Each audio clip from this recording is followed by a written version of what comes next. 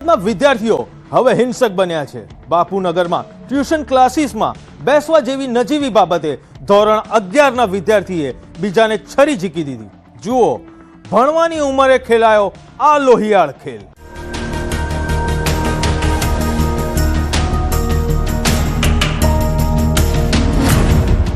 બેન્ચની અદાવત, પેટમાં ખંજર,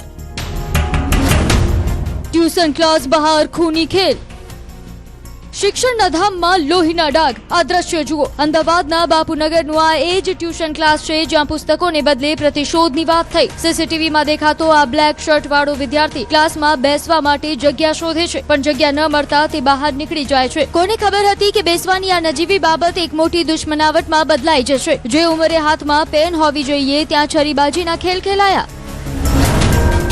સીસીટીવીમાં કેદ કાર્ડ। અમદાવાદના હીરાવાડીમાં આવેલ તુલસી ફ્લેટ પાસે જે બન્યું તે ધ્રુજાવી દે તેવું હતું। પરીક્ષા આપીને નીકળેલા આ કિશોરો રસ્તા પર આમને સામને આવ્યા। ઉશ્કેરાયેલા હુમલાખોરે ખિસ્સામાંથી કિચન નાઇફ કાઢ્યું અને સીધું જ પીડિતના પેટમાં હુલાવી દીધું। ધોરણ 11માં ભણતા આ કિશોરની હિંસક વૃત્તિ જોઈ પોલીસ પણ સ્તબ્ધ છે। માત્ર એક લાફાનો બદલો લેવા માટે ખૂની ખંજર વીંજવામાં આવ્યું। હવે એને છેતરીને એને કંઈક ફોન કરીને બોલાવવામાં આવ્યો હતો અને પછી ત્યાંથી એને કંઈક પેલા ભાઈએ એને મારા છોકરા પેલા ભાણાને ગાળો દીધી અને લાફો મારી દીધો। એના પછી તરત જ એને જ અને જેવો મારા ભાણાને લાફો માર્યો એટલે મારા ભાણાએ એને ધક્કો મારી દીધો અને પછી એ પડ્યો। એના પછી થોડા પછી બધા મિત્રો ભેગા થઈને એક બે જણા હતા, હવે એટલું બધું મને ખ્યાલ નથી કોણ છે, અને એને પેલા જેવો ઊભો થઈને એને પેટમાં ખંજર ગાળી દીધું એને। ખાખીની તપાસ, સવાલો અનેક। પોલીસ સ્ટેશનના ચક્કર હવે આ વિદ્યાર્થીઓના ભવિષ્ય પર સવાલ ઉભા કરી રહ્યા છે। હુમલાખોર કિશોરના પિતાનો દાવો છે કે આ સેલ્ફ ડિફેન્સ હતું, પણ કાયદો કંઈક અલગ જ કહી રહ્યો છે। પોલીસના દાવા મુજબ આ માથાકૂટ ટ્યુશનમાં બેસવા જેવી મામૂલી વાતથી શરૂ થઈ હતી, જે હિંસક વળાંક સુધી પહોંચી ગઈ।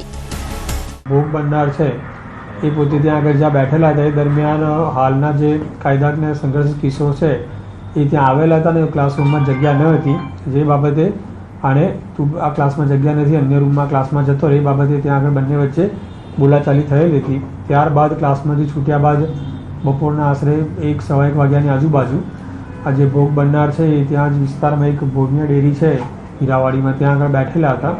એ દરમિયાન જે હાલના કાયદાકીય સંઘર્ષિત કિશોર છે તેણે ત્યાં આગળ આવીને એક નાનું છરા જેવા હથિયાર વડે એને પેટના ભાગે માર મારેલો હતો। પોલીસના દાવા મુજબ બંને વિદ્યાર્થીઓ ધોરણ 11માં અભ્યાસ કરે છે અને એક જ ટ્યુશન ક્લાસીસમાં છેલ્લા ઘણા સમયથી તેઓ અભ્યાસ કરે છે। જો કે વારદાતના આગલા દિવસે જ બંનેની વચ્ચે માથાકૂટ થઈ હતી અને હુમલાખોર વિદ્યાર્થી એકલો તેને મારવા આવ્યા હોવાનું પ્રાથમિક તપાસમાં બહાર આવ્યું છે। ભુયંગદેવ હોય કે બાપુનગર, વિદ્યાર્થીઓમાં વધતી જતી આ હિંસક વૃત્તિ લાલબત્તી સમાન છે। એક નાની જીદ અને આવેશમાં ભરેલું એક ડગલું બે પરિવારોના સપનાઓને વેર વિખેર કરી શકે છે। બાપુનગર પોલીસે હવે ગુનો નોંધીને તપાસનો ધમધમાટ તેજ કર્યો છે, ત્યારે પીડિત વિદ્યાર્થીના મામા ન્યાયની ગુહાર કરતા નજરે પડ્યા। બસ મને પોલીસ પ્રત્યે મને એટલો વિશ્વાસ છે અને મીડિયા પ્રત્યે તો બસ મને ન્યાય જોઈએ, મારે બીજું કશું જ, મારા ન્યાયથી। અમદાવાદથી ઋત્વિજ સોની, ન્યૂઝ 18 ગુજરાતી। સુરતમાં માનવતા મરી પરવારી હોય તેવી ઘટના બની છે। લગ્ન પ્રસંગમાંથી ઘરે પરત ફરતી સગીરાને 4 નરાધમોએ પીખી નાખી। જો કે પોલીસે ગણતરીની કલાકોમાં જ તમામ નરાધમોને જેલના સળિયા પાછળ ધકેલી દીધા છે।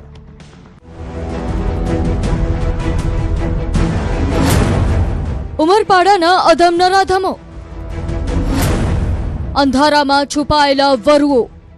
સુરત જિલ્લાનું શાંત ગણાતું ઉમરપાડા, જ્યાં ગત 14મી તારીખની રાત્રે માનવતા લજવાઈ। એક તરફ લગ્નનો માહોલ હતો, શરણાઈઓ વાગી રહી હતી, ત્યારે બીજી તરફ અંધારામાં છુપાયેલા 4 નરાધમો કોઈ શિકારની શોધમાં હતા। કૌટુંબિક ભાઈના લગ્ન પતાવીને એકલી ઘરે જતી સગીરા પર આ વરુઓની નજર પડી। નિર્જન રસ્તો, સુમસામ રાત અને સગીરાની લાચારી। નરાધમોએ મોઢું દબાવીને સગીરાને અવાવરૂ જગ્યાએ ખેંચી ગયા અને આચરી નાખ્યું પાશવી કૃત્ય। હવશખોરોનો હન્ટર પ્લાન। એક લગ્ન પ્રસંગ હતો અને લગ્ન પ્રસંગ પૂર્ણ કર્યા બાદ જે સગીરા છે એ પોતાના ઘરે જતી હતી। એ દરમિયાન આ જે આરોપીઓ છે એને એનો પીછો કરી અને એક અવાવરૂ જગ્યા છે ત્યાં એને પકડી અને સામૂહિક રીતે દુષ્કૃત્ય કરેલું।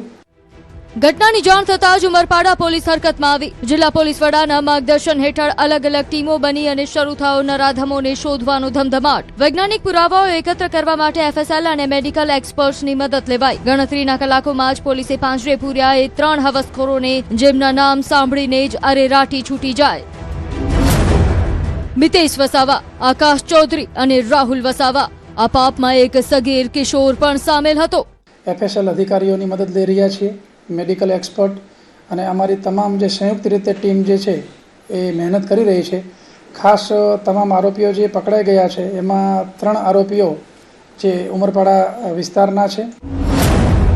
પુરાવા પાકા, સજા નક્કી. પોલીસે હવે એવો કેસ તૈયાર કર્યો છે કે જેમાં નરાધમોને છૂટવાનો કોઈ રસ્તો ન રહે. પંચનામું, મેડિકલ રિપોર્ટ્સ અને ટેકનિકલ પુરાવાઓની એક એવી સાંકળ બનાવાઈ રહી છે જે આરોપીઓને જેલના સળિયા પાછળ સખતમાં સખત સજા અપાવશે. સુરત ગ્રામ્યની આ ઘટનાએ આદિવાસી વિસ્તારમાં રોષની જ્વાળા ભભકાવી દીધી છે, ત્યારે પોલીસની આ ઝડપી કાર્યવાહીથી ન્યાયની આશા જાગી છે. બનાવ સ્થળના પંચનામા, એના મેડિકલ પુરાવા અને સંપૂર્ણ તપાસ વૈજ્ઞાનિક ઢબે થાય અને કોઈ પણ પુરાવો છૂટી ન જાય અને જે આરોપીઓ છે એમને સખતમાં સખત સજા થાય એ પ્રકારની કાર્યવાહી કરી રહ્યા છીએ. પોલીસ તપાસમાં એ વાત પણ ધ્યાને આવી છે કે આરોપીઓ લગ્ન પ્રસંગમાં હાજર હતા. હાલ તો 3 નરાધમો જેલના હવાલે છે, તો એક સગીર સકંજામાં. પણ સવાલ એ છે કે દીકરીઓ ક્યારે સુરક્ષિત થશે? સુરત ગ્રામ્યની આ ઘટના ફરી એકવાર સમાજ માટે લાલ બત્તી સમાન છે.